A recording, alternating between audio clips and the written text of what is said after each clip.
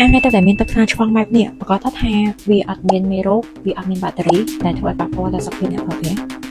ទឹកស្អាតថ្លាក៏មិនប្រកាសថាវាមានសុខភាពដល់អ្នកប្រើប្រាស់ទេប្រសិនបើជាអាងហើយទឹករបស់ពួកគាត់ហ្នឹងអត់មានប្រព័ន្ធសម្រាប់មេរោគអញ្ចឹងនឹងបង្កើតឲ្យមានកត្តាឬក៏បញ្ហាមួយចំនួនដែលប៉ះពាល់ទៅដល់អ្នកប្រើប្រាស់ជាពិសេសក្មេងៗតូចៗដែលពួកគាត់មានស្បែកងាយរងប្រតិកម្មមិនថាជាបាក់តេរីឬក៏តាក់ទងជាមួយនឹងមេរោគដែលមាននៅក្នុងទឹកគេវាអាចបំផ្លាញខ្លួនចេញពីញើសឬក៏តាក់ទងជាមួយនឹងលេខការពីកម្ដៅថ្ងៃរបស់អ្នកប្រើប្រាស់អញ្ចឹងហើយដើម្បីបង្ការកុំឲ្យមានបញ្ហាដែលប៉ះពាល់ទៅដល់សុខភាពស្បែកឬក៏បង្កឲ្យកើតមានជំងឺមួយចំនួនដូចជារបៀបភ្នែក